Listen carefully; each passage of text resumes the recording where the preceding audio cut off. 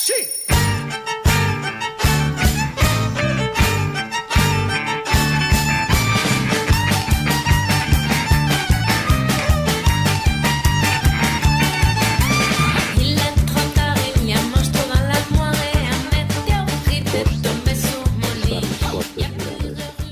era hora de nos falarmos e de nos ouvirmos. Aqui começa o Galiportos, Galiza e Portugal, voz a voz.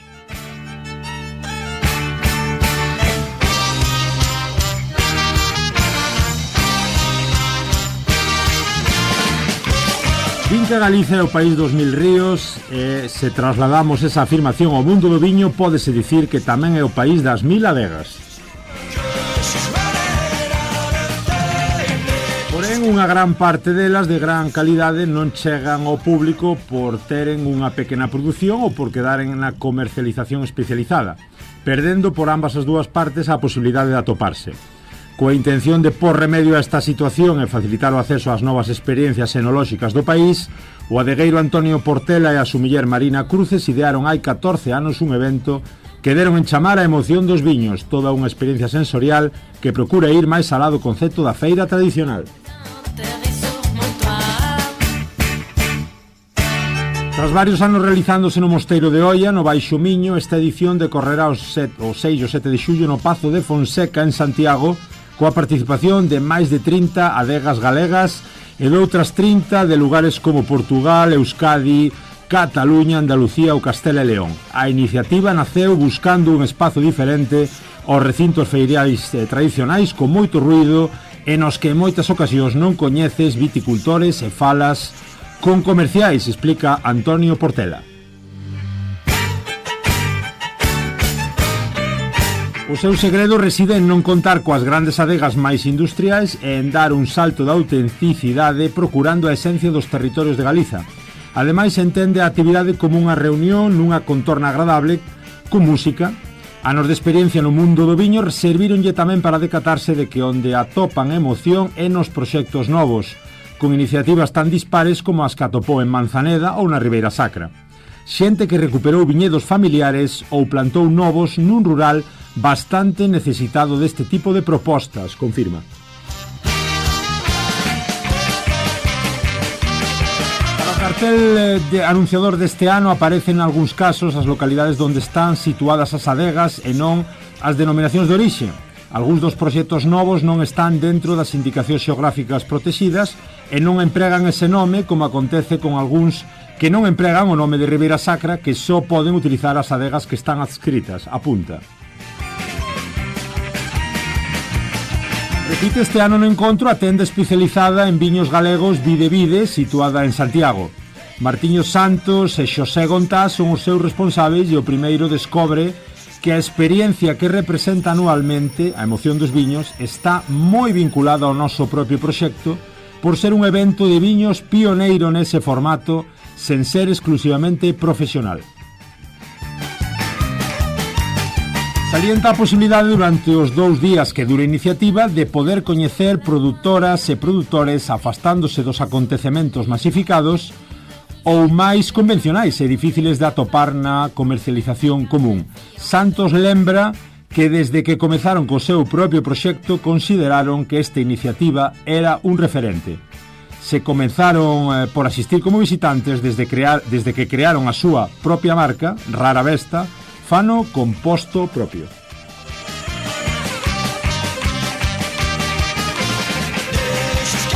Isto é o que escribía Escuredo o 5 de xullo de 2024 para o Nós Diario, baixo título Compostela encherase esta fin de semana da emoción dos viños.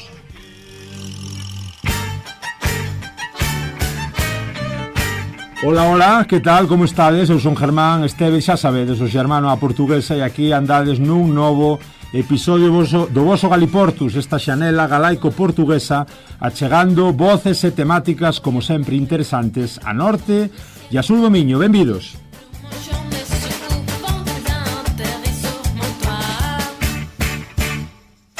E benvidas! Hoxe estamos aquí, como sempre, na Radio Alí no 107.2 da FM con Carlos nos mandos técnicos, facendo o noso Galiportus, e facendo un programón que xa non sodes parvos, como vedes, como escoitades, está relacionado co mundo do viño.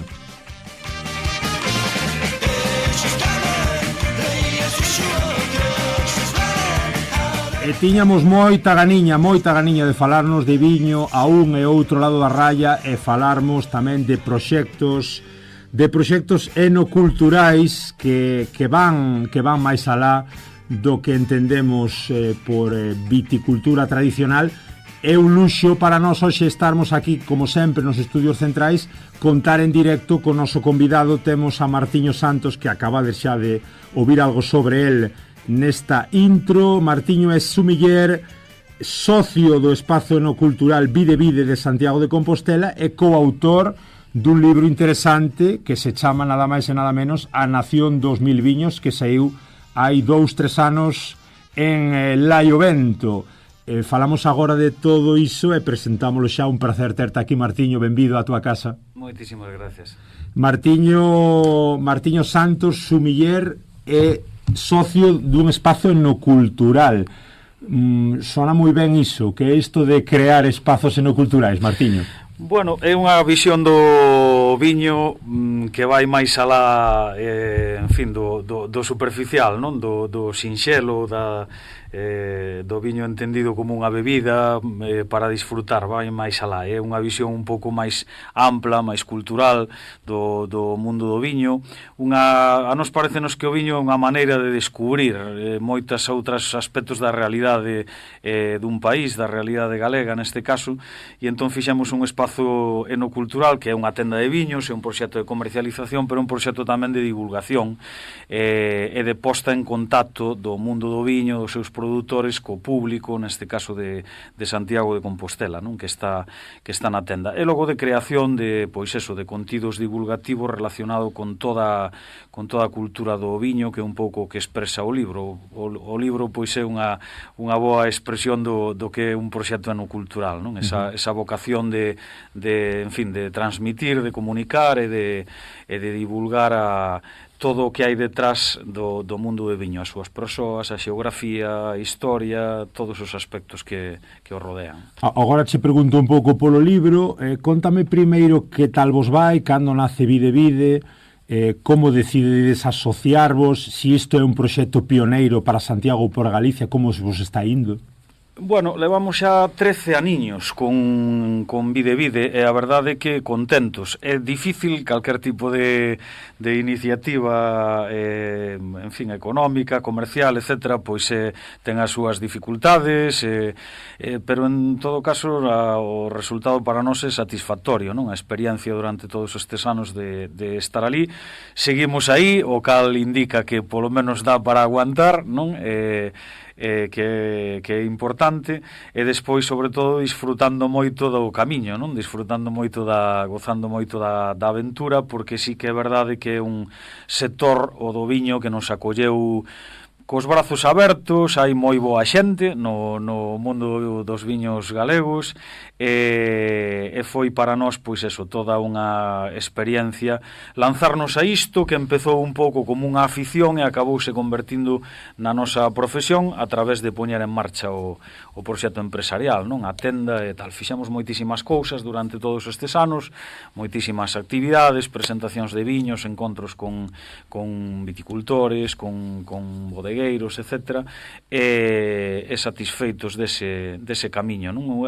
Sobre todo, queríamos ser un pouco unha ponte entre quen fai o viño, quen traballa a terra e as persoas que o consumen, e que houvese pois unha información que achegase valor, non? Ao traballo que se fai no rural, o traballo que se fai no agro, que o viño, ao fin e ao cabo, é un produto agrario, non? De proximidade, hai que velo e entendelo así, que contribúe á estruturación tamén do medio rural e demais. E iso achegalo pois nunha cidade a toda a xente que o disfrute e que teña unha visión máis ampla, non? De todo iso. É moi interesante, porque efectivamente sempre, si desde afora como afeccionado, non? Como a tantas persoas que poden acabar un día nunha adega ou visitando as viñas X e despois facendo unha cata. Claro, isto é traer un pouco o mundo do viño moitas veces ao ámbito urbano, onde tan difícil é un pouco conectar esa realidade, e aparte coa posibilidade de facer encontros, de facer actividades divulgativas, o propio libro. A Nación dos Mil Viños, que como comentabas hai un pouco, un pouco intenta encuadrar toda esa diversidade, non? Esa diversidade que temos en Galicia. Sí, temos a sorte de vivir nun país que ten moitísima diversidade de viños, de zonas vitivinícolas, algunhas delas aínda en proceso de recuperación, con moitísimas posibilidades de desprazarnos en moi pouco tempo, nunha hora e media, 2 horas, como máximo, estar nunha zona vitivinícola, poder visitar viñas, poder visitar adegas e demais. Pero é certo que todo o mundo ten cousas que facer e que non sempre é posible achegarse, non, directamente aos proxectos. Entón é tamén importante que ali onde viven máis xente, nos núcleos urbanos e demais, pois existan proxectos para achegarlle igualmente a xente estas vivencias, estas experiencias, que hoxe en día pois hai moitísimos medios, non, para poder facelo incluso visualmente, non? Nos o que pretendemos no libro efectivamente é dar conta un pouquiño desa diversidade que existe. É dicir, o libro realmente está pensado como un curso de cata completo, con contidos diversos, donde o que podes vivir é a experiencia de introducirte no mundo do viño, nos seus conceptos fundamentais, nas súas cuestións básicas, a través dos viños galegos, porque creemos que somos unha zona que permite enseñar moitísima pluralidade, non? Moitísima diversidade. E ao mesmo tempo pois é unha introdución aos viños galegos, a súa xeografía, non? Galicia ten distintos mesoclimas, desde os climas máis marítimos na costa, todo o que é as Rías Baixas ou zona do Barbanza e tal, e tes logo climas moi cálidos con influencia mediterránea, non, condicións climáticas continentais en zonas como Valdeorras ou como Monterrey, tes polo medio a Ribeira Sacra e o Ribeiro, que son un pouco climas de transición, tes unha cantidade espectacular, máis de 70 variedades de uva que aportan aínda máis riqueza, tes moitísimas elaboracións, tes tamén moitos tipos de solo, desde os granitos máis costeiros até as lousas máis das zonas do interior. Entón, claro, falar do mundo do viño é moi doado, enseñando moitas cousas sin sair de aquí, non? E introducíndote a moitos aspectos, a todos os aspectos que teñen relación directa co resultado dos viños, que son os solos, as variedades de uva, o clima e o factor humano, o factor cultural, sin sair de aquí, non? Entón, desde ese punto de vista, probablemente a originalidade do libro radique neso, en facer unha introducción ao mundo do viño, que existen moitas, evidentemente, no mercado editorial e noutros ámbitos, pero facelo probablemente por primeira vez a través da visión, a través do prisma e da realidade dos viños galegos que nos quedan ao lado e nun momento dado podemos comprobalo en persoa, non? Hai partes do libro todo o libro é moi interesante, mas hai algún titular que nos dá moito que pensar. Por exemplo, na páxina 15, o viño non se fabrica. Gustoume moito isto, non? É dicir, o que sempre pensa a xente que o viño ten un proceso de fabricación. Sí, non é así. Sí, dino moito os defensores, os viticultores defensores de que o viño se fai na viña, non na adega, de que na adega acompáñase o proceso de transformación, pero o viño realmente faise na viña, e efectivamente non hai que é unha concepción do mundo do viño como un proceso de elaboración e de acompañamento dun produto que ven da terra, pero non é un proceso de fabricación, e é certo que en relación con outras bebidas hai unha diferencia importante. É dicir, isto non consiste, ti non podes facer viño no día da semana e na semana do mes e no mes do ano que queiras, non? Ti estás sometido a un ciclo anual e a un proceso natural. Isto non vai de encher tanques de auga nunha adega industrial e de poñerlle cousas dentro e quitar viño no momento en que queiras, e cando tes moito parar de fabricar e cando tes pouco fabricar máis, non? Isto é outra cousa, claro.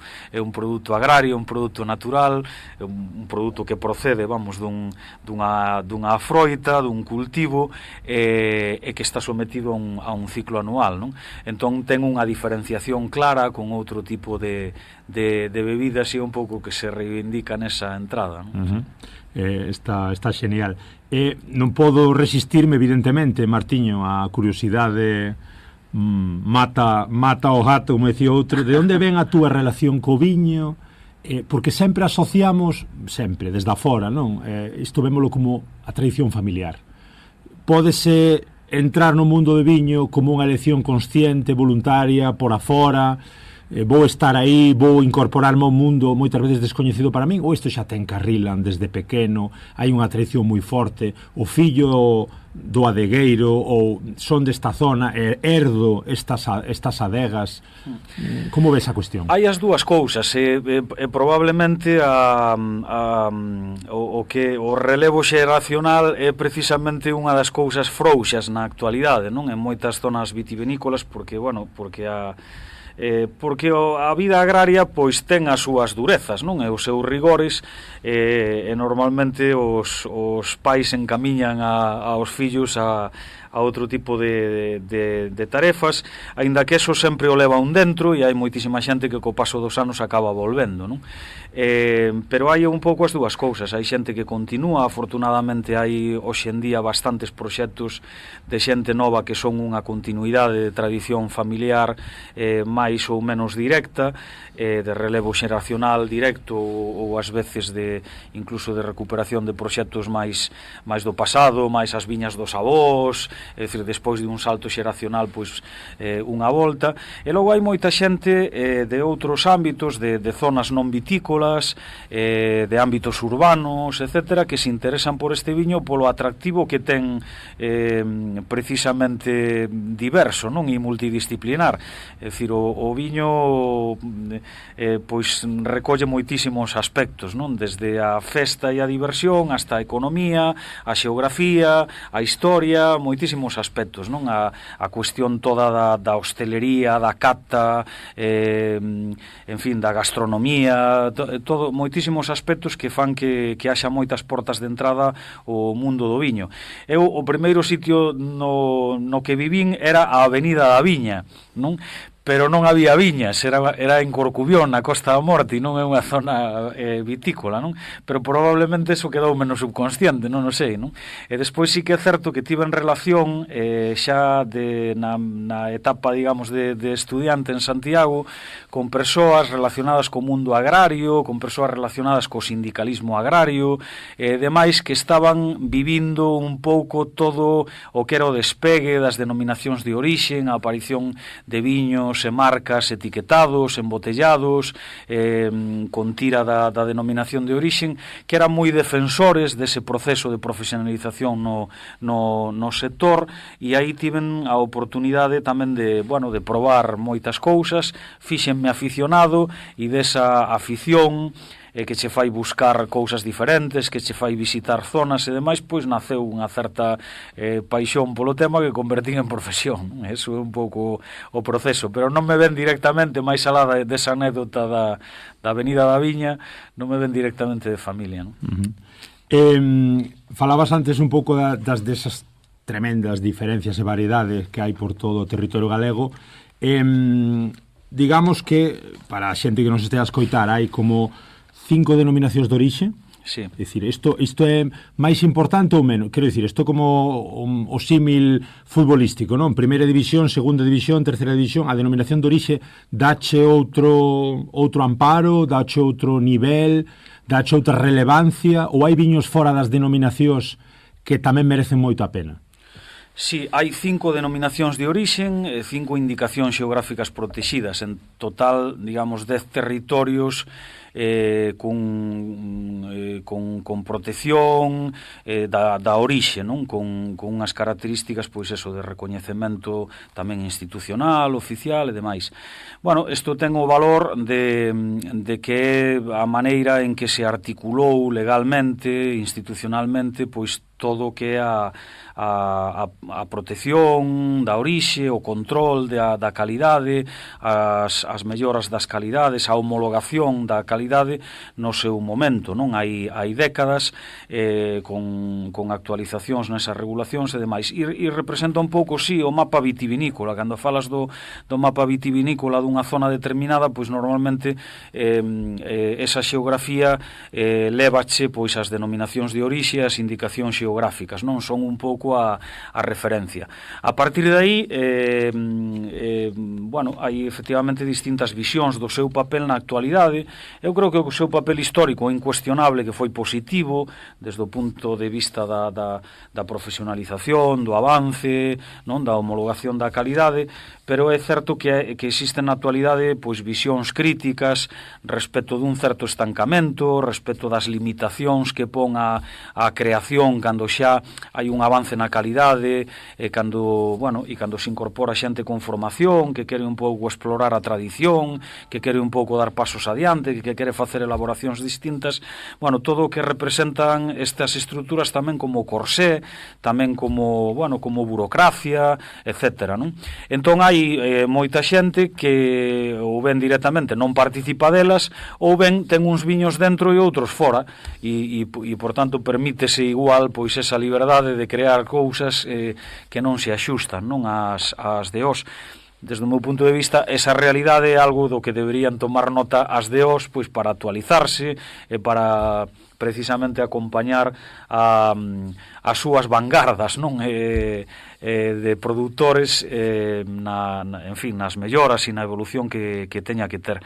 Hai as dúas cousas e nos dous sitios hai cousas máis e menos interesantes. Non o feito de estar fora dunha DO implica que teñas un viño máis especial e mellor, nin o feito de estar dentro dela implica o contrario, é dicir, hai un pouco de todo, distintos ritmos nos dous ámbitos, non?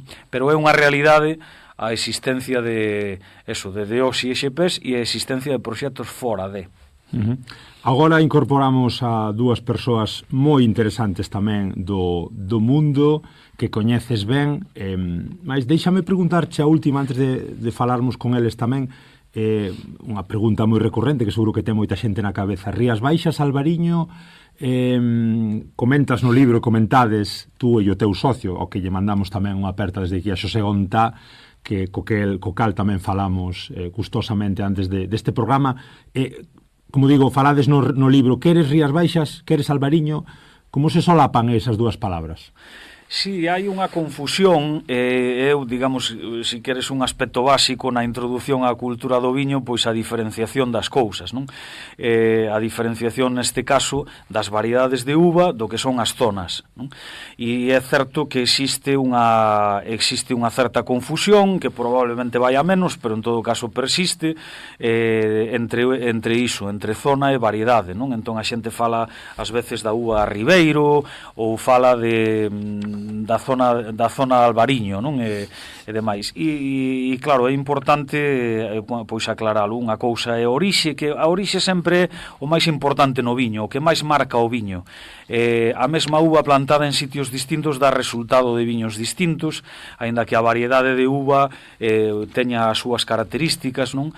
Sempre a orixe é o que determina, é dicir, onde se fai o viño, onde se cultiva o viño, é o sitio que configura, digamos, é o aspecto que configura unhas variedades de uva, uns tipos de solo, unha climatoloxía, é dicir, que configura todos os aspectos que influen no resultado e no gusto do viño en definitiva, non?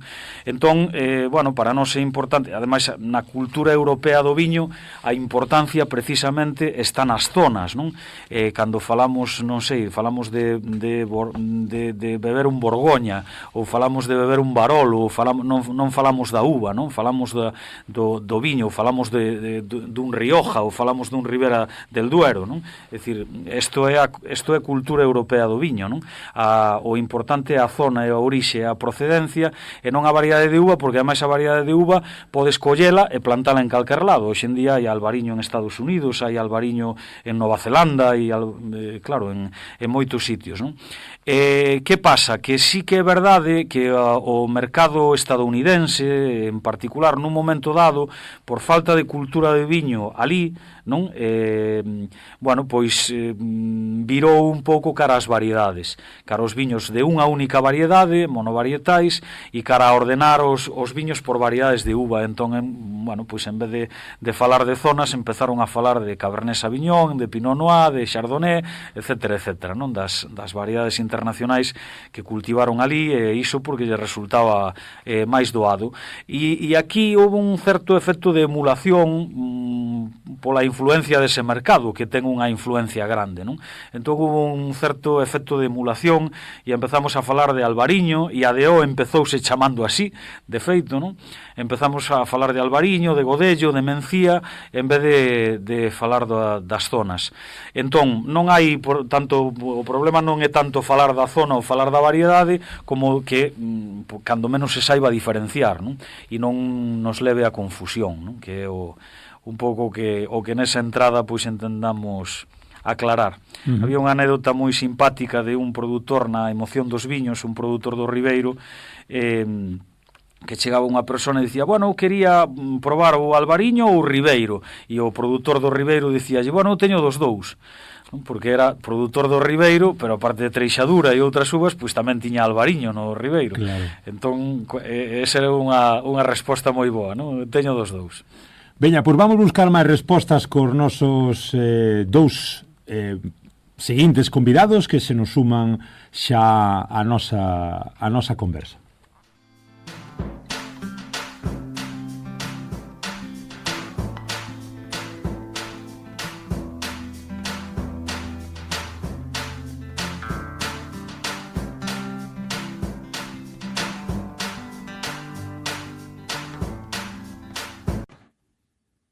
Moi ben, aquí continuamos neste programa sobre viños a un lado e outro do miño, falando de enocultura, falando de calidade vinícola. Estamos xa con Antonio Portela, viticultor do Morrazo, sumiller e organizador dese evento que se chama Emoción dos Viños, evento que reúne, como escoitabades na intro, produtores de toda a península, moitos deles tamén de Portugal. Boas, Antonio.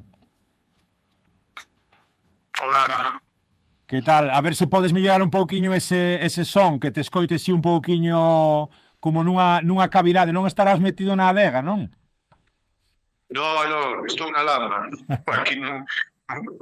Fora hai unha granizada potente, pero bueno. Moi ben.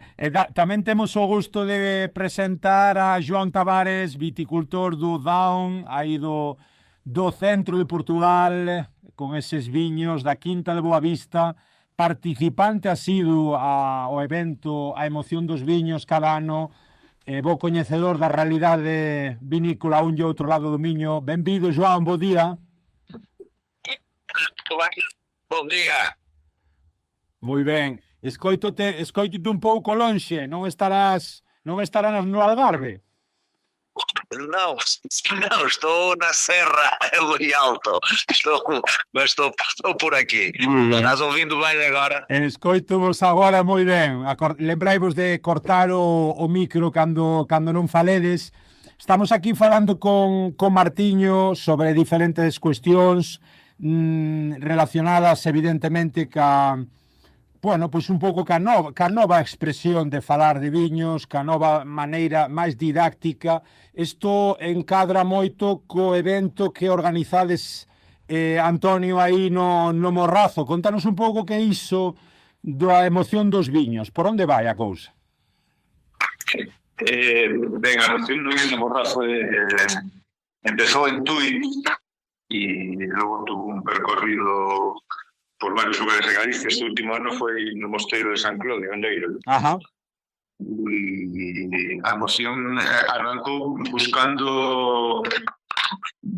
partindo de ser Montetuí, cidade na raya, na fronteiriza, pois esa relación con Portugal, que empezamos o 50% de bodegas de Galicia, de Portugal, e, bueno, máis ou menos vamos fluctuando sempre con representación portuguesa, claro, y a búsqueda de tragos que simulen o espíritu e a emoción, básicamente, e os viños que a nos emocionan, pois foron evolucionando, partimos unhas adegas, pero Portugal sempre está aí xa tamén, porque son dos viños que a nos quedan.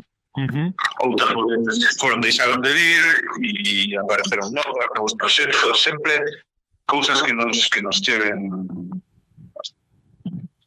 que nos crecen partir. Sí, este tipo de encontros, pregunto, Antonio, tiran cara a un certo elitismo dentro do viño? Estos son pensamentos que me veñan á cabeza, evidentemente, desde fora deste mundo.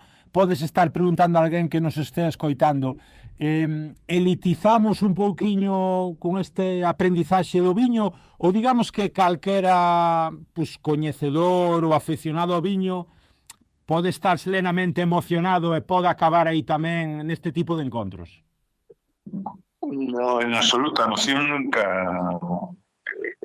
nunca foi pechado nin a ningún sector en concreto, nin a hostelería, nin a escribidores, nin a influencers, nin a prescritores, non, foi un evento sobre aberto a todo o mundo, no que todo o mundo se atopa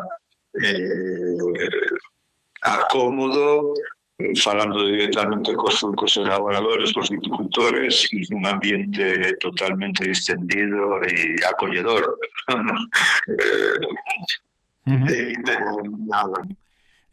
Pregúntoche tamén, Antonio, agora vou con Joan, un pouco dentro do teu proxecto persoal, como te vinculas tú ao mundo do viño, como acabas sendo sumiller, como acabas creando este evento?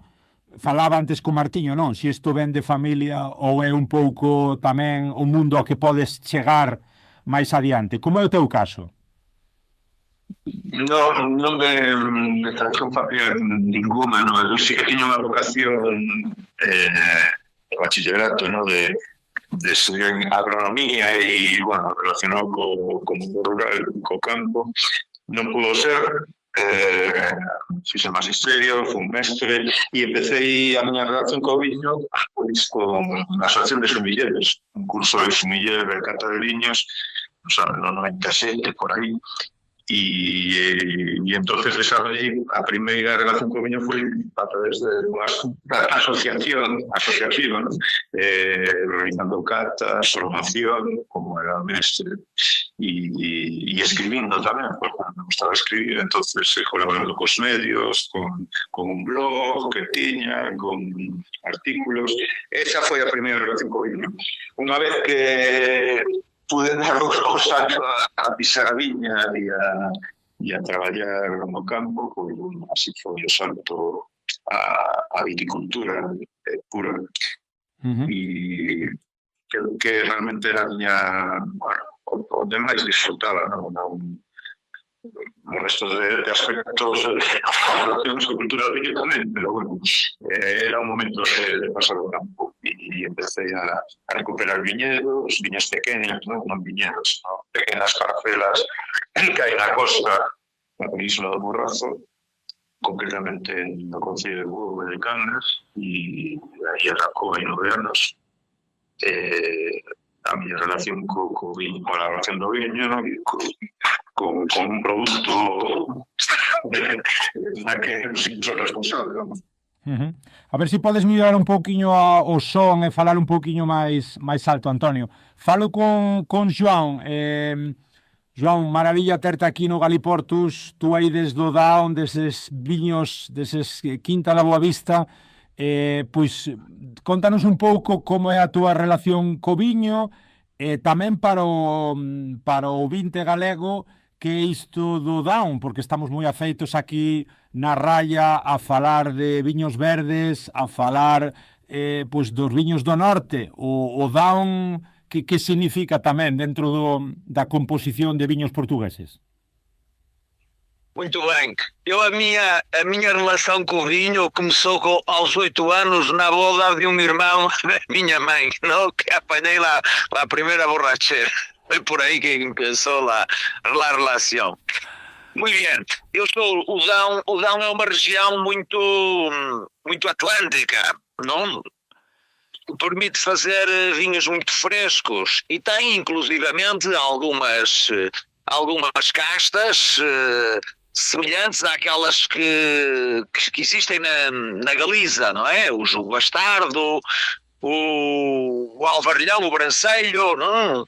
E nas brancas também há algumas que encontramos de um lado e do outro. Eu tomei conta de uma propriedade de família que estava abandonada, tenho formação agrícola e quando saí da escola tomei a decisão de vir para o campo para fazer vinho, não queria fazer outra coisa, não? Mas é isso, o Dão tem particularidades muito interessantes que permitem fazer vinhos com características muito atlânticas, com muita acidez, muito cítricos, porque tem essa influência durante todo o ano. Claro que durante o verão o lado mediterrâneo do clima também se faz verificar, mas temos sempre noites muito frescas que nos permitem manter a acidez e, portanto, fazer vinhos com muita frescura, muito elegantes, que é isso que eu gosto. Isto é moi interesante, Antonio, os que nos conta Joan, porque incorporase evidentemente Martiño, que pode falar cando queira, xa vos está escoitando moi atento. Antonio, pregúntoche por esta atlanticidade, gústame moito esa palabra, porque define ese continuo galaico-portugués tamén nos viños, non? Fala Joan desa acidez, desa frescura. Levamos unhas semanas que entendemos perfectamente disto de frescura e de chuvia. Como encuadramos isto da atlanticidade? Vémolo nos viños, como digo, nesa continuidade real de norte a sur do Miño? Claro que sí, é unha unidade natural,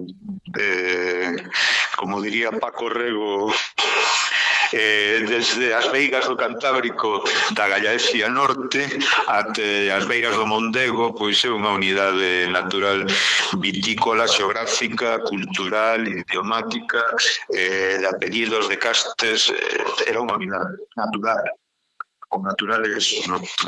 Esa conexión, esa unidad, esa climática, geográfica y todo el dominio que banda atlántica de costas a meseta, que outro escenario geográfico e cultural, pois tiña unha importancia, un percurso histórico que logo agregou nesa separación, nas rayas, nos muros, nos prejuicios, etc. ¿no? Pero este é o espacio. Pregúntoche, Joan, tamén, como conectas con esa galeguidade, tamén a través da emoción dos viños, como chegas a ser un dos colaboradores deste evento, ou digamos un dos habituais na emoción dos viños? Como coñeces tamén, como é a túa relación aí con Antonio e con Martiño? Contanos, Joan.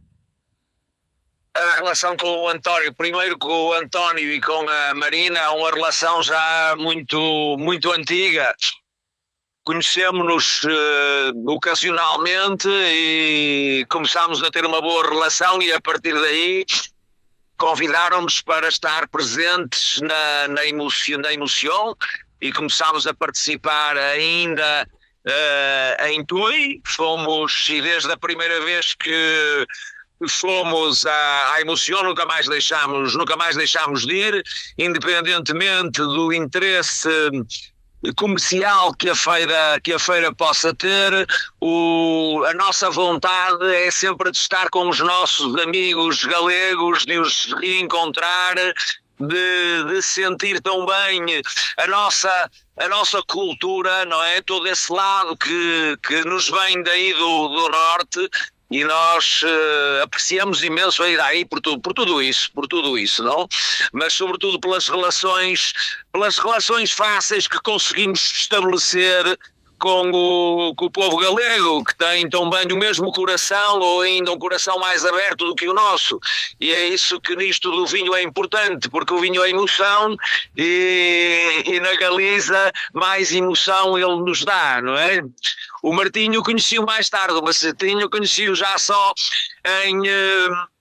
na feira que foi organizada, na emoção que foi organizada em Santiago de Compostela há 3 anos, não? Foi, Martinho, há 3 anos, sim. Sim. E da mesma, pois, e sobretudo o Martinho, que é uma pessoa muito conhecedora, como todos sabem, penso eu que na Galiza todos sabem, conhecedora, com um percurso na área do vinho muito grande, mas sobretudo com bases culturais fantásticas. É uma pessoa interessantíssima de ouvir, é uma daquelas pessoas que temos que ter ao nosso lado, porque realmente vale a pena estar com ele, porque sempre que estamos com ele aprendemos muito, não é? Vale a pena estar cos 3, João, está sendo unha maravilla. Vale a pena estar quando estamos muitos é pior, porque aí já começamos a olhar mais para as garrafas do que para as conversas.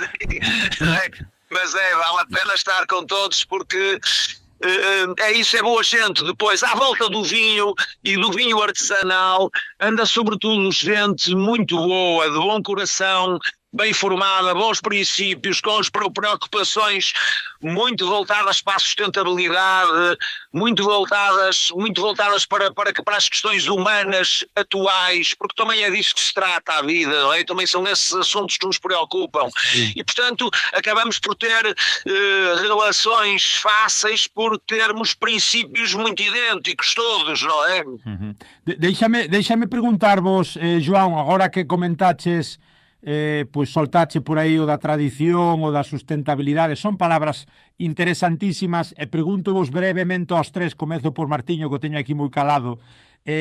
Onde ti sitúas, Martiño, entre tradición, innovación, sustentabilidade, onde temos que colocar o foco? Eu creo que na recuperación da tradición, non? Porque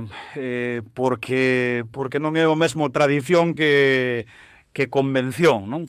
É dicir, hai unha viticultura convencional que algúns chaman tradicional, pero realmente a tradicional hai que ir máis atrás para buscala. E creo que no noso caso é moi importante esa viaxe histórica, unha viaxe histórica que é unha viaxe que nos une, non? De maneira moi importante a Galicia e a Portugal, porque, como decía Antonio, é un área de orixes comuns, non? Toda a área vitivinícola de Galiza e do norte de Portugal ten moito a ver cos dous períodos de expansión do viñedo en Europa, que foi no seu momento a época romana e por tanto a Galaequia como provincia romana, e despois no período medieval co reino de Galiza, e aí estamos falando pois dun territorio evidentemente que abrangue espacios actuais de Galiza e de Portugal, pero hai un desenvolvemento común en gran medida que nos leva pois a que vexamos, a que teñamos unha proba, por exemplo, biolóxica viva de todo iso, que son as variedades de uva, non? Comuns, que as castes comuns que temos nos dous territorios.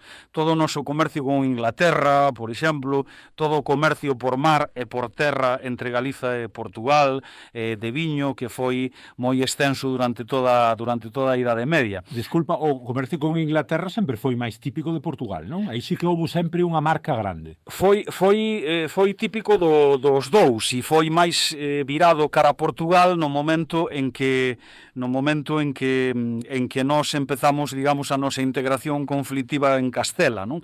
Aí o enfrentamento foi Castela-Inglaterra, e Inglaterra, desde ese punto de vista, pois asentou máis a súa relación con Portugal. Portugal, pero era moi profunda e moi extensa con Galiza, non? De feito, a flota galega medieval, a flota que levaba as mercadorías, e a principal mercadoría para todo o norte era o viño, con moitísima diferencia. Cando empezou a haber estas diferencias entre Inglaterra e Castela, os propios controladores dos portos ingleses, cando chegaba un porto galego, na documentación poñía barco do Reino de Portugal, amigo de Inglaterra, non? Para evitar problemas, porque non vían igual o que era a frota de Castela, non? De toda a frota do Cantábrico, e a frota galega, que tiña un enraizamento moitísimo maior, hasta o punto eso de evitar, para dar especificacións, facer ese salto e poñer na documentación, pois, Reino Galicia ou Porto da Coruña, Reino de Portugal, non? E punto, e así saltaban todos os problemas, non? Porque había esa relación intensa. Entón, bueno, creo que temos que intentar eso, buscar esa tradición que existiu históricamente na nosa viticultura e que era e que leva aparellado todo, porque leva aparellado as innovacións que hai que ter hoxe en día, leva aparellado a sustentabilidade que existía históricamente, leva aparellado todo iso, non? Creo que o concepto máis interesante é o da tradición real, o da tradición histórica, non o do convencionalismo que se foi impoñendo co paso dos anos. Antonio, andas por aí, que che parece isto todo? Tradición, innovación, sustentabilidade, isto é unha realidade ou é un discurso como tantos outros neste mundo tan fluido e de falar moitas veces tanto e facer tan pouco? Sustentabilidade, dis? Sí, ou a tradición e innovación, como ves ese debate? Eu prefiro a liberdade, non? En zonas como Galiza, que perdeu un pouco a conexión cos delanceiros, no? Cos antigos. Entonces sí que respeto a tradición, pero liberdade desde o respeto a un origen, no? A unha terra. E se esa tradición existe e está, se non, pues, intentar escoller ese camiño, no? Do respeto a un territorio que ven sendo, pois, un pouco a tradición tamén, non? Pero liberdade, basicamente. E da parte do Down, aí do colega do João, como vedes a cuestión que se está facendo tamén en Portugal, ou como ves a situación que se está a levar a cabo aí alrededor da sustentabilidade? Está habendo un proceso profundo de transformación tamén no mundo do viño para buscar esa sustentabilidade. Digo, outro día, sin ir máis lonxe, falábamos de tracción animal e veo aquí xente á radio falar de que moitos dos seus traballos estaban relacionados coas viñas. Dentro desa busca, desa procura de que todo sexa moito máis sustentable. Como ves a cuestión, João? Claro que sim, essa é uma preocupação cada vez maior e penso que aí a todos os níveis. Já não é só discurso, mesmo os convencionais estão virados e estão voltados para trabalhar de uma forma mais sustentável, até porque me parece que em termos de custos, com toda a evolução, e portanto lá está, temos que associar isto tudo e a própria tradição, mas toda a evolução que estamos a ter em termos tecnológicos vão permitir avançar por caminhos sustentáveis de forma muito mais económica do que aquela que nós trabalhávamos até aqui. E sobretudo os convencionais, porque têm muito mais massa crítica e podem muito mais facilmente se adequar em termos de mecanização àquilo que o mercado vai dispor para a execução de determinadas tarefas. Mas sim, para mim é fundamental, por um lado, como refere o Martinho e como refere o António, e tudo o que esteja relacionado à parte histórica e à parte das tradições são fundamentais, fazem parte do nosso terroir, do nosso terronho. É isso que é a nossa identidade e é isso que temos que manter. fazendo de uma forma moderna e atual, ao conhecimento e à luz das, digamos assim, da inovação científica que vai surgindo. Eu compreendo que em certas regiões, sobretudo da Galiza e em algumas em Portugal, como no Douro, seja muito difícil deixar, por exemplo, de utilizar a tração animal e enverdar por outras práticas mais sustentáveis. Hoje o caminho é o caminho da agricultura regenerativa, da agricultura forestière, portanto, da associação dos descobertos vegetais, da associação de outras espécies para criar uma variedade maior, uma diversidade maior, e dessa forma conseguirmos ter um equilíbrio mais sustentável que não nos obrigue a sermos tão rigorosos e a fazer um combate tão intenso contra a natureza. Quer dizer, cada vez há mais formas de nós nos adaptarmos às circunstâncias, intervindo menos. E intervindo menos é respeitar a natureza e, sobretudo, apostar nessa biodiversidade autóctone que temos que realmente promover, porque nunca chegamos, digamos assim, a conhecê-la e a saber qual ela é, uma vez que partimos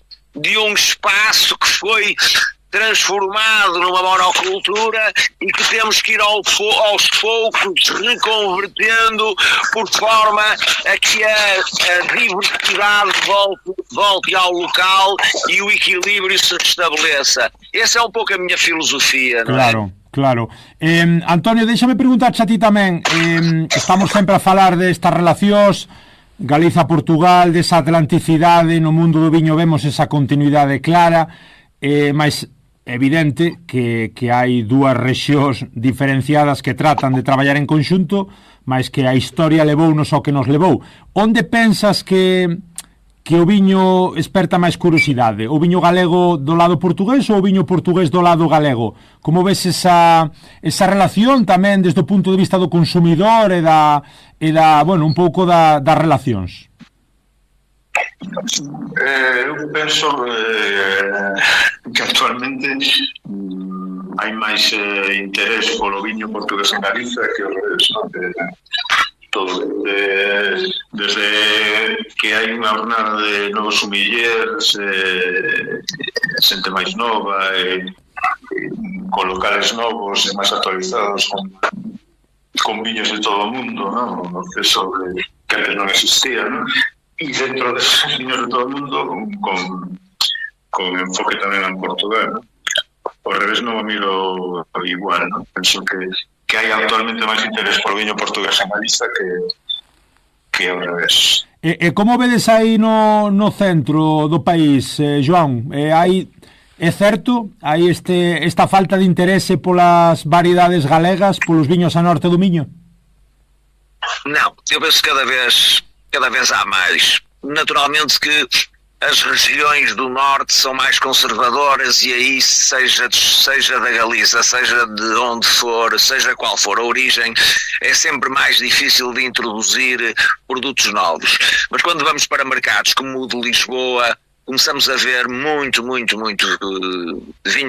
vinho galego e, sobretudo, o que se começa a notar também em certos meios de consumidores mais informados é que, por exemplo, relativamente ao alvarinho, começa a haver uma apetência maior pelos alvarinhos galegos do que pelos alvarinhos portugueses. Os alvarinhos galegos são bem feitos dos grandes produtores, não vamos aqui pôr nomes nem fazer publicidade a ninguém, mas os alvarinhos galegos são normalmente vinhos mais finos, mais cítricos, com acidezes mais vincadas, vinhos mais elegantes. Os alvarinhos do outro lado do Rio Minho são normalmente alvarinhos mais alcoólicos, mais maduros, com narizes com narizes mais adocicados, que começam a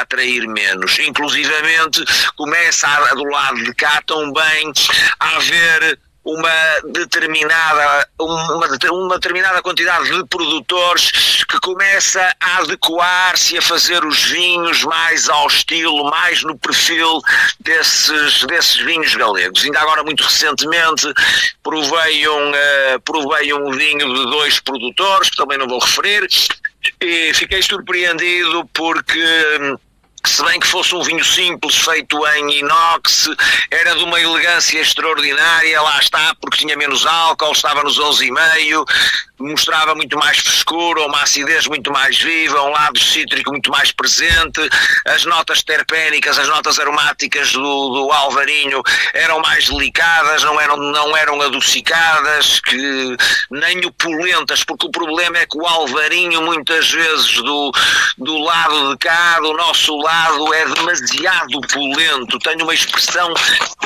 demasiado pesada, e a mim custa-me, e portanto eu prefiro os galegos. É curioso, pregunto aquí a Martiño en estudio, como sempre idealizamos un pouco a outra parte, non? Vemos aquí neste debate como nos pasa a moitos, non? Antonio sempre ve esa relación, bueno, de que nos ollamos máis caro Portugal e o viño portugués moito máis introducido e respeitado do lado da cá, e do lado de Joan como ensalza, non? O albariño galego. Sí. Como ves esta dicotomía? Nos estamos aquí, non alá, entón vemos que aquí pois hai un interés crecente, non, polos viños portugueses, efectivamente, en xeral por viños internacionais.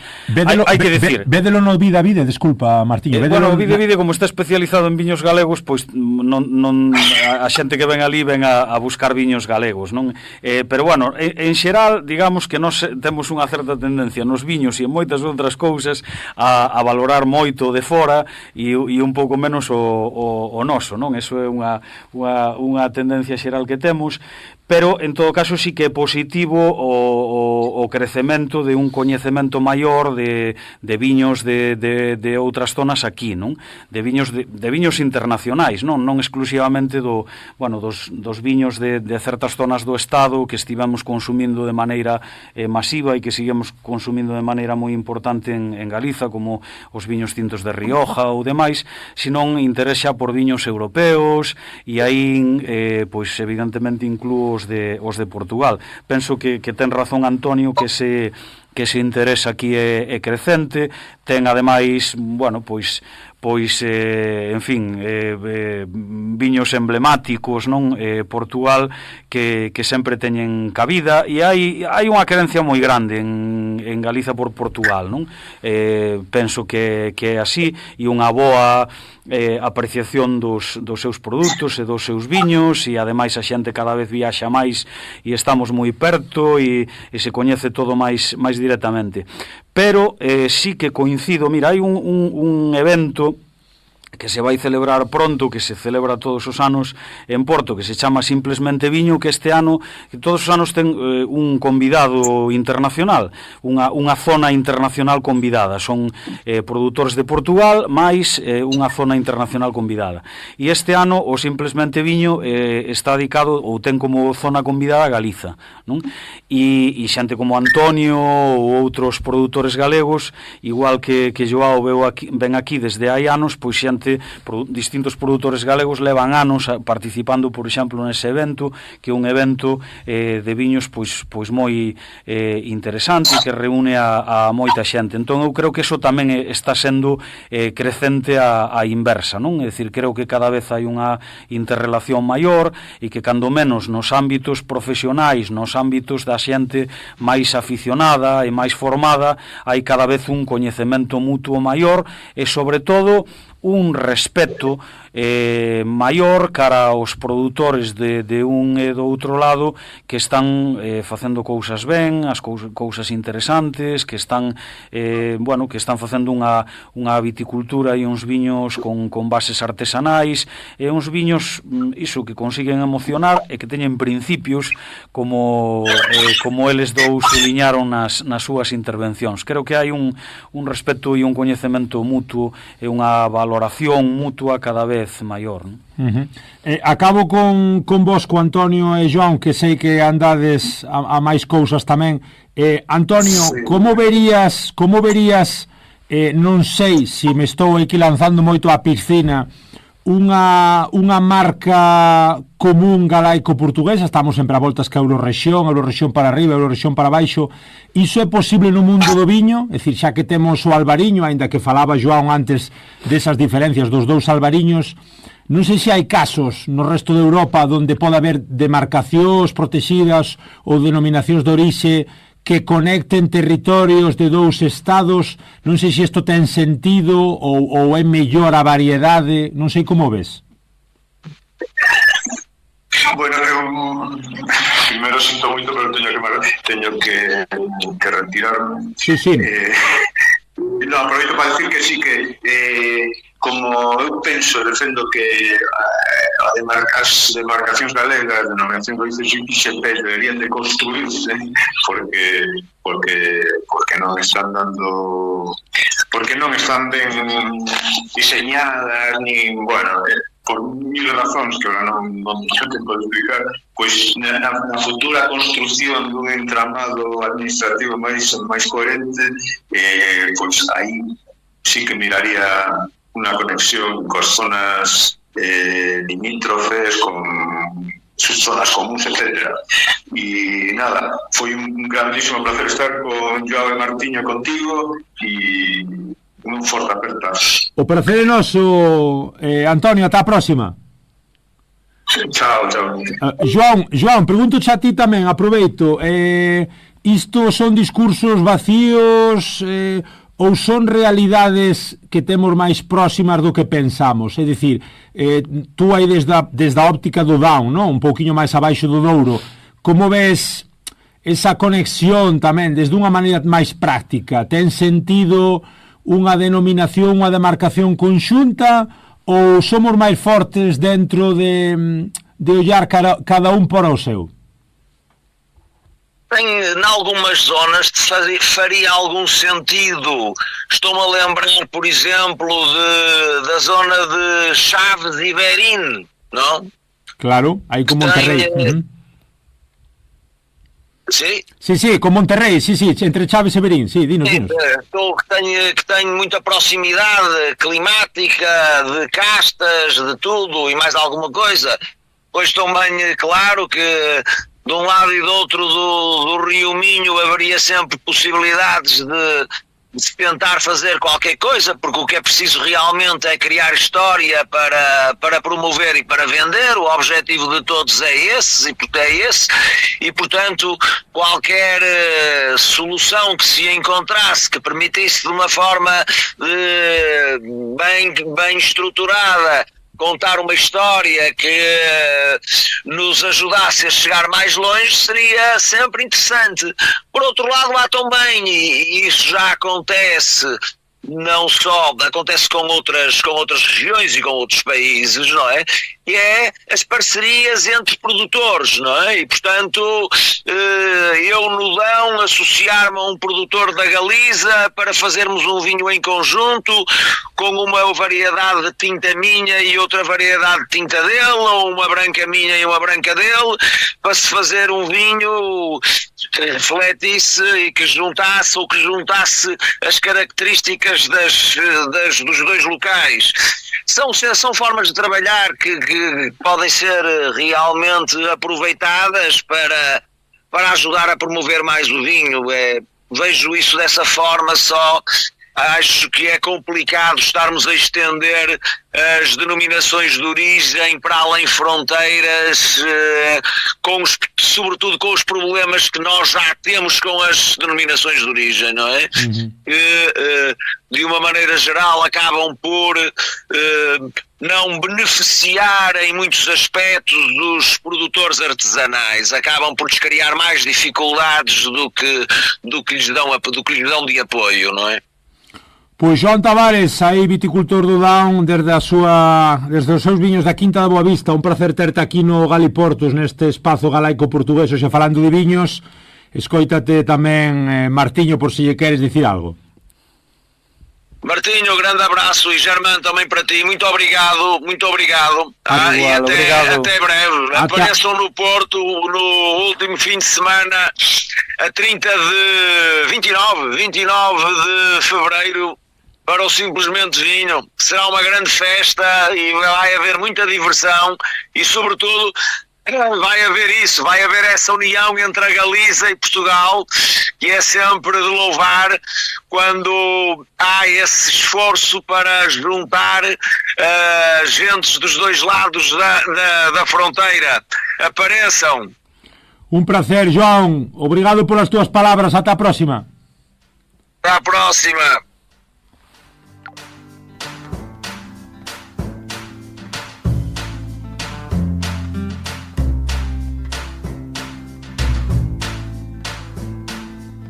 Moi ben, pois ata aquí esta conversa con João e con Antonio.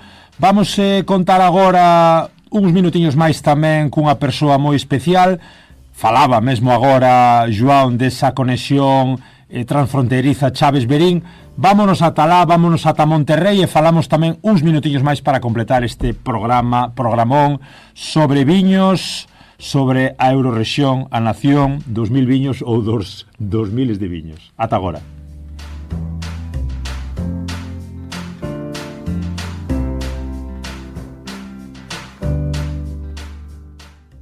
E continuamos aquí no Galiportus falando de viños a un e outro lado do miño, e estamos na Raya Seca, falando aí na zona de Monterrey xa cun viticultor senlleiro, un viticultor raiano aí de Monterrey coa súa adega Couto Misto.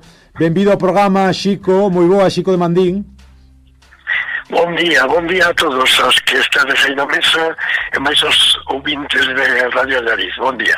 É un placer terte aquí connosco. Xa falamos de ben de cousiñas alrededor dos proxectos de Martiño, co seu Vide, co seu libro tamén, A Nación dos 1000 viños. Falamos con Antonio sobre esa emoción dos viños, ese evento. Evidentemente interviu tamén João Tavares, ese viticultor do Dão, con tanta conexión no propio evento. Falamos de cousas interesantes, mesmo tamén comentou aquí Martiño ese evento que se está a celebrar, que se vai celebrar, Martiño, cando era no Porto? É a final de mes, o último fin de semana. En febreiro? Sí, en febreiro. En febreiro, esa... Simplemente viño. Simplemente viño. Estamos a ver que a cousa neste Simplemente viño, o que comenta Martiño é que entra Galiza como convidado especial, non? Digo, Xico, que estamos a ver que a cousa no mundo dos viños móvese. Para un raiano aí da Raya Seca, para un produtor, como vedes esa continuidade, Xico? Esa continuidade a un e outro lado desa raya tamén co mundo do viño? Bueno, eu non son tan optimista porque aquí está aquí non, pero en Portugal está a acontecer o que aconteceu aquí nos anos 70, 80, está desaparecendo a superficie vitícola, como aconteceu mesmo aquí en Monterrey, que a fortuna de que aquí posiblemente co empuxe da DO pois se transformou en unha bodega cooperativa que estaba a piques de morrer, de desaparecer, pois a 30 bodegas actuais. Pero eu no norte de Portugal, aquí nesta zona, salvo nunha zona como Valpasos, o que é a zona de Chaves está francamente en declive, entendo eu. Bueno, pero hai outras zonas onde se está a recuperar. a tradición vitícola.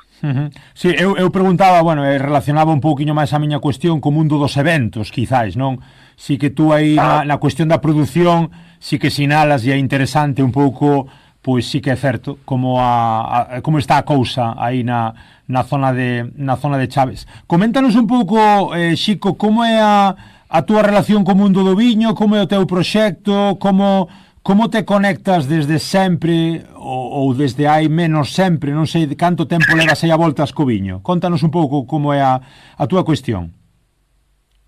Bueno, eu creo que empezou co amor que meu avó tiña por a agricultura en xeral e por a viticultura en particular. Entonces fui un pouco polo que mamei de pequeno, porque non deixo de ser fillo de avós, como tantos fillos de migrantes deste noso país, e aquí pois cegouse moitísimo. Entón, criarse cos avós permitiume unha persoa que disfrutaba enormemente na agricultura, e na agricultura pois mamei no casi no caldo, non na leite, pero si no caldo, e apaixoneime por a viticultura, efectivamente.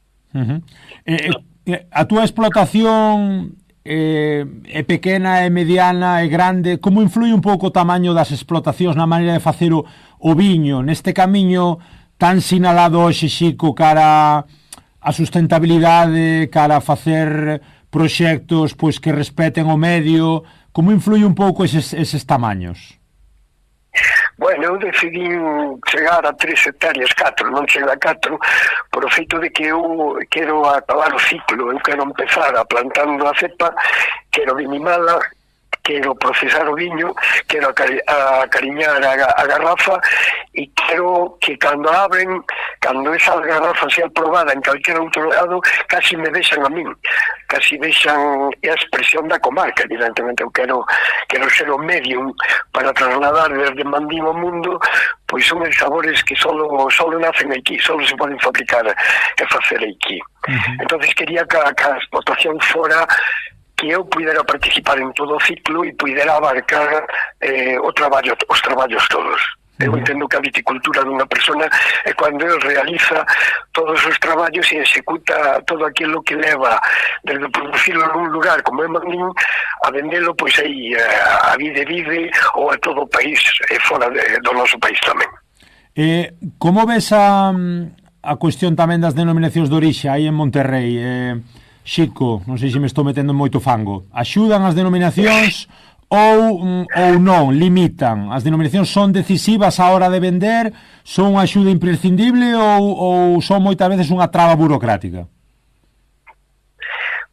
Bueno, eu traballei no Sindicato Labrego Galego e nos anos 91, 92, 93 loitamos moito para que se consolidara a DO Monterrey. De feito, fomos os únicos que íamos a favor da corriente, só que tiñamos moita corriente en contra. Pero bueno, ao final conseguiuse a desixada DO, pero moitas veces as DOs non sirven a intereses de viticultores pequenos ligados á terra, porque están máis ao servicio de grandes bodegas que non respetan tanto, entendo eu, o orixen, e deso sabe moito Martiño, que fala moi ben no libro do O viño dos mil ríos, ou me parece que era así. A nación dos mil viños. 2000 viños, efectivamente. Que as deos debense ao lugar, debense ás castes do lugar, debense ao paisaxe e ao clima do lugar, debense aos lévedos do lugar. Senón, non hai orixen. Pode vir a uva de outros lugares e sair amparada, posiblemente non co orixen preciso. Eu discrepo un poquinho de por onde van os xardeos, pero deberían ser reflexo das zonas de produción, evidentemente, totalmente de acordo. Si foran así, benvidas. Non sei que che parece, Martiño, por alusións. Sí, falábamos deso antes, non? Hai unha realidade que eu creo que responde, pois eso, á evolución. Penso que que era un desexo de todo o mundo e sobre todo a xente que quería que as cousas se fixesen ben e evitar problemas, evitar fraudes, etc. Pois regular, non? E facer unhas denominacións de origen que certificasen o que está dicindo Xico, non? Que a uva é de aquí, que desen pasos cara a calidade dos viños e demais, e que axudasen tamén a súa promoción, a súa comercialización. Eu penso que as denominacións de orixe cumpriron en gran medida ese papel. Pasados os anos, evidentemente, pódense cuestionar as estrategias ou demais ou determinados aspectos que promocionaron, pero en xeral cumpriron esa función. O que sí é verdade é que hoxe existe, desde o meu punto de vista tamén, un certo estancamento. En xeral hai un certo estancamento da administración, é dicir, moitas das cousas que se fixeron en Galiza fixéronse, a parte de con xente pois, que traballou no ámbito sindical, como Xico, por parte de viticultores, en fin, con coñecemento, con formación, que impulsaron moitísimas iniciativas. Moitas cousas se fixeron contando con técnicos, non? Con funcionarios con coñecemento, ben formados, con implicación, que se levantaban da silla, que saían do despacho, que iban ás viñas, que recuperaron variedades, que impartiron formación e que axudaron a deseñar unha estrategia de futuro para o sector. E probablemente iso fíxose mellor na viticultura que en moitos outros sectores económicos, non? Pero é verdade que iso hoxe está esgotado, vese claramente signos de esgotamento, non? Para recoñecer unha nova variedade de uva teñen que pasar 10 anos para moitísimas cousas, non? Entón vense claramente indicios de burocratización, vense problemas de control efectivamente por parte de adegas grandes, de maiores dimensións e con dificultades para pequenos produtores que están facendo cousas interesantes. Non se entende, penso que por parte dos grandes, que son os que teñen a sartén polo mango, a importancia das dúas caras, non? A importancia dos grandes de abrir mercados, pero a importancia dos pequenos de situarse con viños de moitísima calidade nos mellores restaurantes do mundo, con boas puntuacións en guías, con capacidade de atraer a moitísimos sumilleres profesionais de outras zonas. É dicir, non hai un diálogo non bo, e sobre todo, pois desde o punto de vista das administracións e das DOs hai, eu creo que un claro esgotamento, unha clara burocratización e unha falta de novas visións, non? Existiu un plan e agora parece que non existe, non? Que ninguén se senta a decir, cales son os novos camiños que temos que andar, que por outra parte pois están bastante claros, porque a pouco que se senta unha a falar deso acaban aparecendo solucións compartidas, é dicir, que sería perfectamente posible avanzar, non? Pero hai moitísima lentitude, non? Xico, non sei, estamos falando tamén unha chea de cousas arredor das castas. Tamén gustaríame preguntarche que papel xogan esas castas na identidade do viño aí en Monterrey. É dicir, falamos de 3 ou 4 castas tiñas por aquí polo libro, Martiño, que son propiamente típicas de Galicia e non son moi coñecidas. O Caíño era, non? Hai moitísimas, porque hai máis de 70 variedades de uva, non? Pero pódenos decir, Xico, por exemplo, as que el utiliza e que son comuns a súa zona, en algúns casos incluso comuns co outro lado da raya, non? Xico, contanos. Efectivamente. Bueno, eu non podo estar máis de acordo co que acaba de dicir Martiño, estou totalmente 100% de acordo. Creo que expresou moi ben pois por onde van, a situación da viticultura galega. Creo que o dixo moi ben e concordo absolutamente. Con respecto ás castes, é certo que estamos perdendo ou casi se deixa perder a potencialidade vitícola que ten este país. En concreto, por exemplo, a DO Monterrey restrinxe un pouco as castes que había. non? Aquí había, conjuntamente porque a Támega nace mozo en Laza, en Troideiro, e vai a Todouro, Viñateiro, que así dicer, podía ser unha denominación casi a Todouro, unha única denominación, porque as castes ata Amarante prácticamente son parecidas a Códega, Dona Branca, que é a nosa Dona Branca, o Verdello, que é o noso Verdello, eles tamén chaman Gouveo, pero xa é o Godello de Valdeorras, ou o Godello actual que hai en Monterrey, o Bastardo, o Merenzao en Valdeorras, Bastardo aquí en Monterrey, a Negreda, ou Tinta Fila aquí, ou Tinta Amarela, Trincadeira Preta en Portugal. É dicir, gozábamos dunha viticultura moi rica en cuanto a variedades, pero na reconversión ese potencial pois botouse ao traste, non? Deitouse ao traste, non sei se por productividade, por pouco interés por parte das administracións en fomentar esa riqueza varietal, simplificámoslo todo moito en unhas variedades, botando moitas posibilidades de viticulturas diferentes. E claro que é a seña de identidade unha comarca de variedades, esa é a nosa seña de identidade, porque estas variedades son mellores de outros lugares que ainda non se coñecen ou non se dan, que a alegría que se dan aquí. Entonces, como non vai a ser diferencial o das castes? É fundamental para mí. Hai un poema aquí chulísimo na páxina 37, non? Martiño. Brancellón, Garnache, Caíño, acibeche purísimo de ácidos, en lentos ciclos aproxímanse as marcas do Godello, na vea atendendo súpeta madurez desde o son da terra a Cuba plena. Bueno, despois continúa, fala de treixadura, de arrecender ese branco, fala tamén de Baco, ese deus romano do viño, non sei, é dicir, o viño é pura emoción, non? Falarmos del. Por certo, un poema de Xosé Lois García, que hai tamén en Laiovento. Digo, cara onde vamos? Porque está moi ben isto da emoción.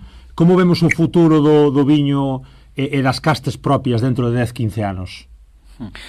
Eu penso que que depende un pouco do que fagamos, pero que ten desde logo moitísimo potencial. Tú és optimista máis que pesimista, eu non? penso que sí, eu sono, pero hai moitísimos perigos tamén, hai moitos problemas e hai moitísimos perigos de cara ao futuro. Entón depende un pouco de quen, de si se fan cousas racionais contando con todas as voces, ou si se fan cousas respondendo a grandes intereses de poucos, non? É un pouco a cuestión. Agora, sí que lle vexo un gran potencial. Desde o punto de vista das variedades, é o que dicía Xico, as variedades son unha testemunha espectacular do pasado, para empezar, non? Xa falábamos antes de que son prova biolóxica da existencia de Galaequia e do reino medieval de Galicia, non? Prova biolóxica viva, non? De que aquí había un área que collía un territorio maior do norte de Portugal, zonas de Asturias, Bierzo e demais, que tivo un desenvolvemento propio e diferenciado do resto da península, non? E é unha prova evidente, pero estiveron a piques de desaparecer. Afortunadamente non foi así, houve xente que se implicou na súa recuperación, pero é certo que parcial, e é certo que respondendo hasta certo punto a pois esas novas tendencias comerciais que viñan do outro lado do Atlántico, non? De Estados Unidos, esa maior importancia á variedade e do monovarietal frente á zona, e por tanto foise pois a recuperación só de algunhas, como Albariño, como Godello, como a Mencía, deixando outras secundarizadas, pero ao mesmo tempo esa recuperación valeu para que a xente que se sumou, non, a esa dinámica, pois fose descubrindo as outras, traballouse cientificamente esas outras variedades, cultiváronse, traballáronse en viveiros, plantáronse, houve investigación en viñas, é dicir, paralelamente fíxose un traballo que permitiu que hoxe coñezamos moitas máis, non probablemente tantas como había, pero si xa moitísimas máis, e que se estén utilizando cada vez máis, moitas delas nos viños. Temos unha cousa a favor neste momento, que é que hai tendencias no consumo de viño que van cara ao descubrimento do que non coñece ninguén, non? Que isto é como moi humano. É dicir, eu quero probar algo exclusivo e que non se coñeza. Houve unha tendencia de todo igual, non? De todo homologado, e agora estamos un pouco na tendencia contraria, de coñecer a zona esa que non coñece ninguén, de coñecer a uva esa que non coñece ninguén. Entón, temos esa situación a favor, en esa onda teríamos que subir para seguir sacando a luz variedades. Eu insisto que probablemente a nosa dificultade non está nin na xente que está traballando nas viñas hoxe en día, nin na xente que está elaborando viños, que estamos facendo cousas, e isto non é chauvinismo, é un recoñecemento que existe xa a nivel internacional e de maneira profesional e demais. Estamos facendo viños de unha gran calidade, non? Probablemente o problema radique, pois eso, nunha certa lentitude, nunha certa falta de visión, non, nas administracións sobre este potencial e sobre esta realidade, acompañado tamén de resistencias de sectores empresariais minoritarios, pero con moita capacidade, non, de resistencias para que vayan todos estos avances adiante, porque se ti fixeches, construíches todo en base a unha estrategia, cambiala, pois créache unhas certas dificultades, e hai xente que non está moi disposta, non? Penso que hai outra que sí, tamén, non? Penso que hai outra que sí, é dicir, eu vexo claramente posibilidades, e desde logo sentados nunha mesa en debates serios, insisto en que as conclusións acaban sendo bastante compartidas, non? Bastante compartidas. O mellor o que falta é máis diálogo no sector, pero moito, non? Por exemplo, nós estamos observando como hai adegas de Ribera del Duero ou de Rioja que están mercando viñas, que están mercando adegas aquí, non? Bueno, isto pode ter algúns aspectos positivos, pero é claramente un problema, non? Desde moitos puntos de vista, non? Para a nosa viticultura e demais. Hai xente que o está facendo respetuosamente e outros xa veremos no futuro, pero sempre crea distorsións importantes e, bueno, e nos fala dun problema. En todo caso, fálanos dun problema, non? Bueno, pois sería interesante explorar as alianzas dentro do país, non? Falaba antes Joao de colaboracións entre viticultores galegos e viticultores portugueses para a elaboración de viños en común e demais. Sería interesante explorar pois colaboracións, por exemplo, no ámbito empresarial para sair de dificultades financeiras, porque se hai xente de Rioja e de Ribera de Duero que invirte aquí é porque ve futuro aquí, non? Isto é así. Entón, que nos falta a nós? Bueno, pois o mellor a capacidade, unha certa capacidade financiera, pois pódese buscar, non? Solución a ese problema.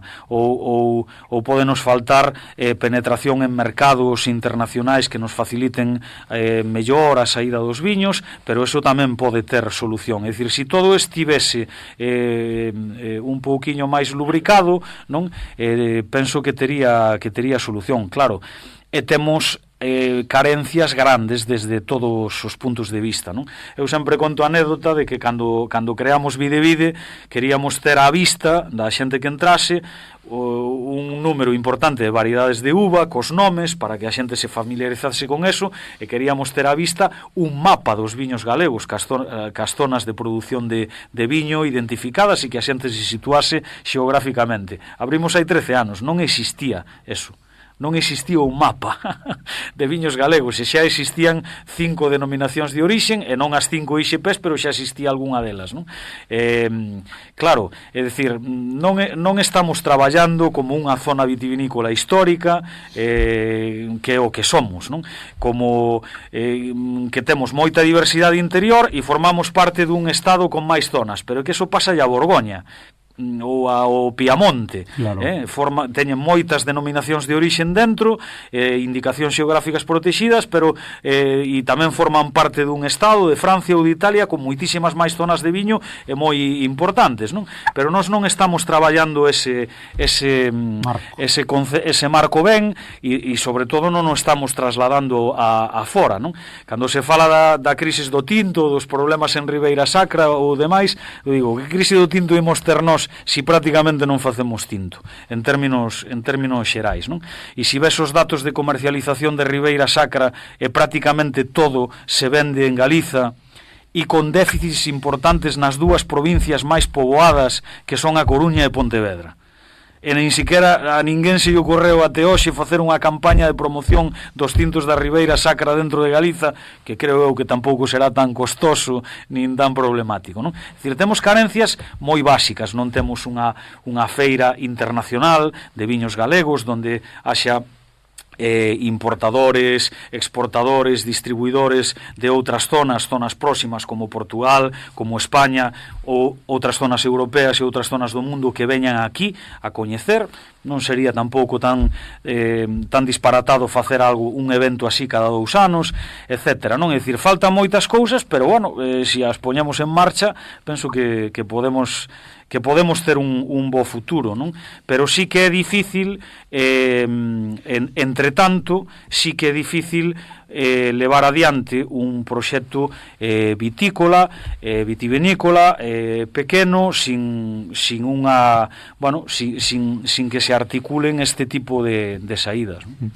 Que interesante todo o que nos conta Martiño, Xico, como dicía outro, como un libro aberto. Temos aquí a Nación 2000 Viños ao noso lado, nunca mellor dito. Interesantísimo todo o que nos di dunha realidade moi complexa, que claro, evidentemente non hai solucións máxicas, hai dificultades, hai progresos, hai avances, hai futuro. Como ves tú? Eres optimista, Xico, ou es pesimista para un pouco para o mundo do viño e tamén para a relación con Portugal nesa transición que ves tú aí en Monterrey? É posible tamén unha marca transfronteiriza? Contanos un pouco, a ver que che parece. Bueno, eu son se cada un pouco máis pesimista, ainda que quero ser optimista, porque o que acaba de decir Martiño, prácticamente as iniciativas no mundo vitícola surxiron casi sempre de viticultores determinados, pequenos, fundamentalmente digo, sobre todo de cara á promoción dos viños galegos como tal, non? Pódense facer viños na Galiza e parece que non son galegos, non? Sí. Ese mundo, Xico, disculpa, Xico, ese mundo de tan galego, non? De facer a guerra pola súa conta, ese minifundio mental, tamén moitas veces que tantos problemas nos dan a casa. No, eu non me refiro tanto ao minifundio mental de si falar de viticultores, eu non o vexo minifundio mental na administración galega. Correcto. Que nin se lle espera. Eu non vexo a Xunta de Galicia promocionando o consumo dos viños galegos tintos, como dicía Martiño. Efectivamente, eu non os vexo en eventos, non. A mí nunca me chamaron para decir a Xunta de Galicia fala co sector, fala cos pequenos produtores, fala cas medianas bodegas, fala cas grandes bodegas, para diseñar conjuntamente a promoción dos viños da Galiza, dos viños galegos. E que por promocionar non promociona nin a lingua galega, cando Portugal ten a mesma lingua que nós, ou naceu na lingua galega, a lingua portuguesa, cando hasta lle ten medo a lingua. Pois imagínate aquilo que nos diferencia no mundo como galegos. Eu non vexo a administración galega con ningún interés, deixo o sector que se mova pola súa conta, porque eles non vexen os carentes de ideas. Parece que lles vai ben o río revolto. Eu vexo así, polo menos. Claro. Está clarísimo. Vou acabando xa, Xico. Se tiveses que brindar polo futuro do viño, por que brindarías? Poñome así moi filosófico. Bueno, pois polo achegamento atrás os montes, polo achegamento ao norte de Portugal, que son galaicos como nós e témolos moi lonxe, desgraciadamente tan perto e tan lonxe. Eu brindaría por un achegamento entre os transmontanos e os galegos, que galegos somos todos en 2 estados diferentes. E eu quedaríame con eso. Empezaría por aí. Pois un placer, Xico, terte aquí no Galiportus. Graciñas polo teu tempo. Longa vida a esa adega Couto Misto e a todo o traballo que facedes aí na raya por ensalzar un pouquiño o mundo do viño. Un placer e un orgullo escoitarte. Disfrutamos moito, Xico. Moi ben, eu tamén. A verdade que iniciativas como esta, o da Radio Allariz, pareceme, ves, isto é un contributo á difusión dos viños galaico-transmontanos, galaico-portugueses, se queres. Moitas gracias a vos por chamar. Déixame o epílogo, agora que comentas. Tamén lle preguntamos antes a João e a Antonio. Crees que hai mellor perspectiva ou mellor aceptación do viño galego en Portugal ou do viño portugués en galego, en Galiza? Creo que do viño portugués na Galiza. Os portugueses tamén teñen a Galiza un pouco esquecida. Ahora empeza a haber máis interés. Eu falo propiamente aquí, na miña zona, non? Cando viñen aquí a Manos, ou veñen a bodega, ou veñen a unha taberna gastronómica que hai en Mandín, que se chama tamén Couto Misto, e xa nos tratan como galegos. Antes tratábanos máis como españois en xeral, non? Agora xa teñen están procurando vernos como eles, pero na España, e empezan a ver a Galiza como que é, como algo moi parecido ao norte de Portugal, e eu iso agradame. Unha caste diferente, como a do viño. Obrigadísimo. Sí, con placer. Ata a próxima. Un placer igual, venga, ata a próxima. Escoito Galiportus cada semana, en Radio Allariz, 107.2 de FM, os sábados de 12 a 1, e redifusión sábados ás 10 da noite e luns ás 6 da tarde. Tamén na súa emisión online e nas emisoras da Coac FM Coruña. Se prefires, tesnos nas plataformas, en iVoox, Spotify, Apple Podcast, Podgalego, Deezer e tamén no YouTube. E non esquezas seguirnos nas redes, enviarnos calquera dúbida, proposta ou queixa a galiportuspodcast@gmail.com.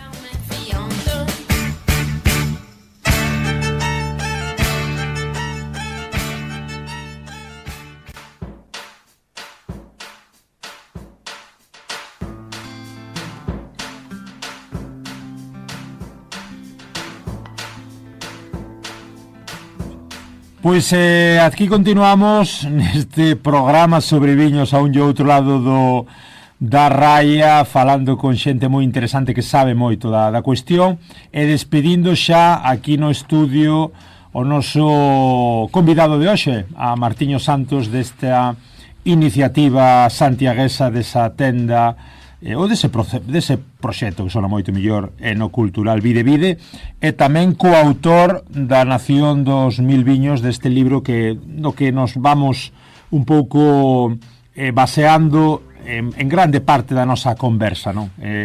Martiño, non sei que che está parecendo xa para ir concluindo o programa.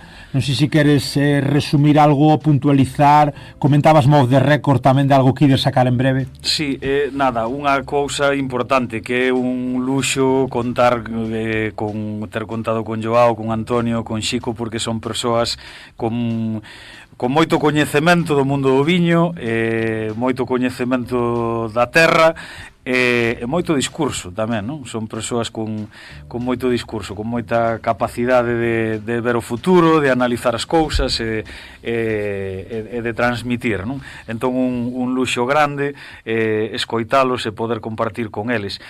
Bueno, nós nada, o que imos facer é seguir divulgando os viños galegos, seguir apostando por isto. A verdade é que foi un traballo chulo facer a Nación dos Mil Viños no seu momento, con Edicións Lai o Vento, un proxecto moi interesante, e pasámonos toda a presentación de toda a xeira de presentacións que fixemos do libro polo país, falando de historia, non? Entón, ao final, mentres estábamos presentando o libro, ocorreusenos, en fin, o proxecto de facer algo de historia, non? De historia do viño en Galiza, que é algo moi apasionante. Entón estamos a punto de sacar un cómic sobre a historia medieval de Galiza, non? Que vaya un pouco a centrarse nun período concreto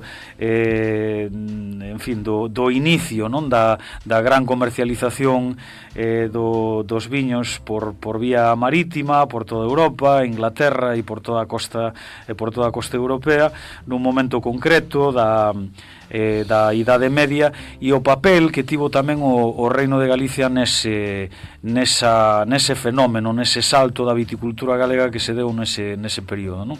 E todo a través dun cómic, unha historia ficcionada, cun guión literario, cunha calidade de dibuixo xa se verá espectacular, e a verdade é que estamos agora moi centrados niso, a piques de rematalo, e esperamos que pronto vexa a luz, non? Está moi interesante isto tamén da banda deseñada, do cómic, para, vénseme á cabeza, pois achegarnos tamén á xente máis nova.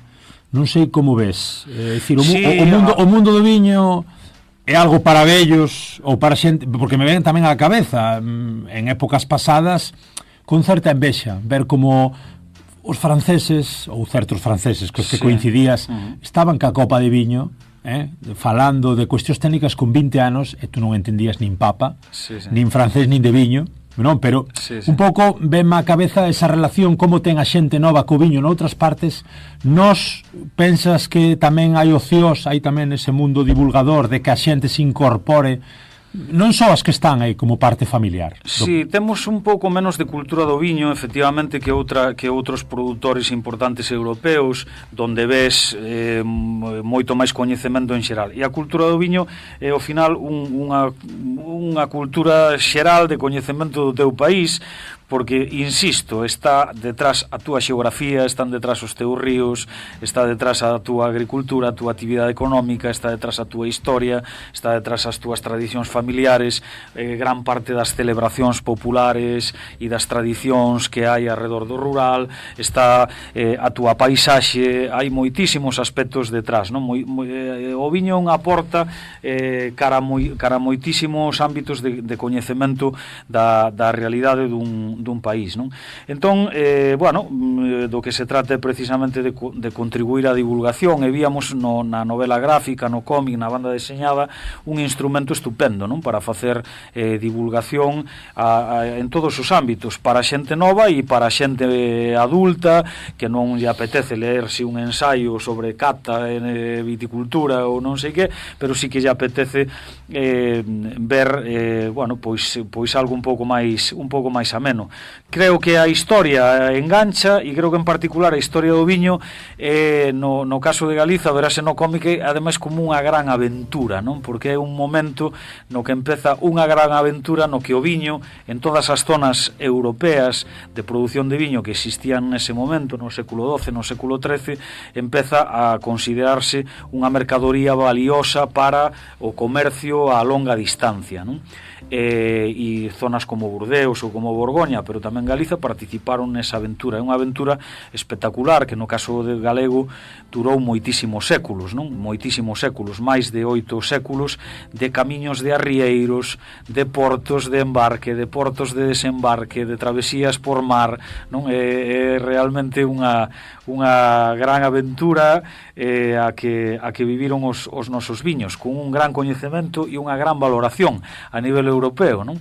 Tiveron nesa época que fixo que ese auxe durase até o século XVIII, incluso salvando pois esa ruptura ou ese deterioro do comercio con Inglaterra nun momento dado, é dicir, salvando moitísimos problemas que existiron. Nos o que facemos no cómic é ir un pouco ao punto no que empezou esa gran aventura do comercio marítimo internacional do viño, non? E acabo xa, que pasa que preguntaríache mil cousas, isto daría para 4 programas, non? É moi interesante todo o que comentas. Así, víndome tamén aí á miña mente cuestións de históricas, ou non sei se son mitos ou lendas.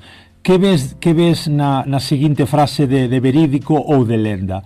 Se Galicia se o viño, que é compartillado con Portugal, se tivese sido navegable ata Ribadavia, que había proxectos, aí na época, non sei se da República, de que, e mesmo supoño que antes, non sei se habería opcións no 19 ou principios do 20, de facer o miño máis navegable tamén para a cuestión das exportacións, teríase visto ese potencial competindo mesmo co Douro? O miño foi esencial para todo, e a medida que se investiguen as beiras do miño, e que se faga investigación arqueolóxica.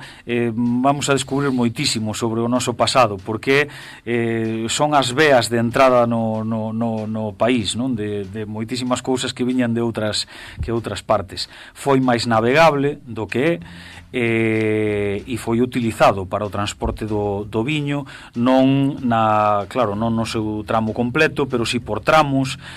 Foi utilizado moitísimo, non?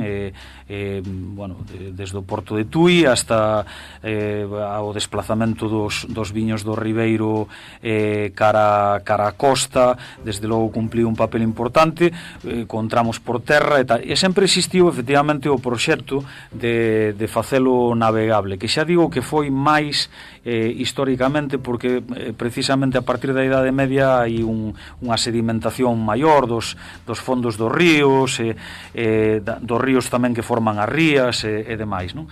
Pero fíxate o trauma que creou a ruptura definitiva do comercio con Inglaterra no século XVIII, que creou unha transformación e unha crise económica tan grande e tan problemática que desapareceu toda a estrutura e infraestructura viaria que había para o comercio do viño. Desapareceu para todo, hasta o punto de que no século XIX se plantexou o proxecto outra vez de facer o viño navegable para poder recuperar iso, non?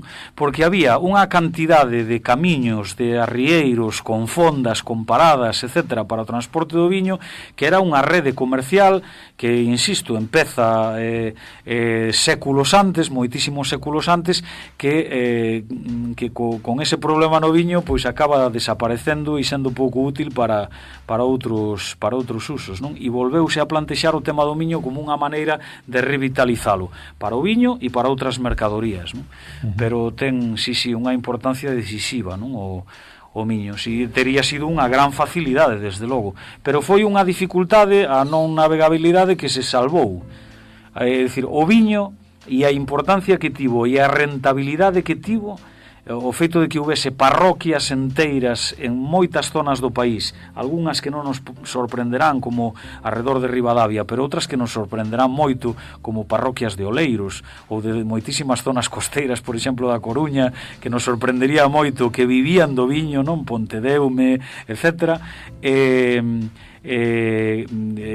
dicir, era tan importante e tan rentable ese comercio que se salvou con un esforzo impresionante e con un sobrecoste impresionante, non? Todo o transporte por terra cara as nosas costas desde zonas pois relativamente alonxadas, non? Temos unha sección aquí no Galiportus de historia e historias que facemos con o noso historiador particular, o señor Abraham Dorraca, que aquí saudamos tamén. Facemos pequenas cápsulas, pequenos episodios do podcast tamén con alusións históricas de Galicia e Portugal. Co mundo do viño tamén ten máis dunha boa historia aí detrás. Ten moitísima, e ademais é clave para o futuro, é absolutamente clave. Eu creo que o gran valor dos viños galegos, máis alá das súas variedades, máis alá da súa calidade, etc., é a súa historia.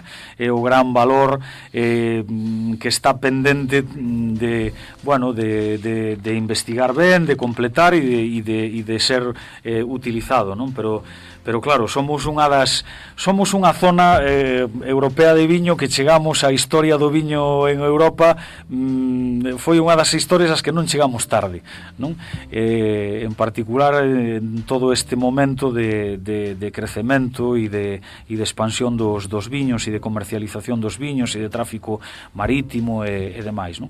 Entón estamos aí desde o primeiro momento, e desde logo a produción de viño en Galiza ten, unhas raíces moito máis profundas, non? E desde tempos inmemoriais, que tamén están por investigar, pero que cada vez hai máis indicios científicos, máis hipóteses científicas de excavacións e demais que nos están dando pistas que nos levan a un pasado cada vez máis remoto, non?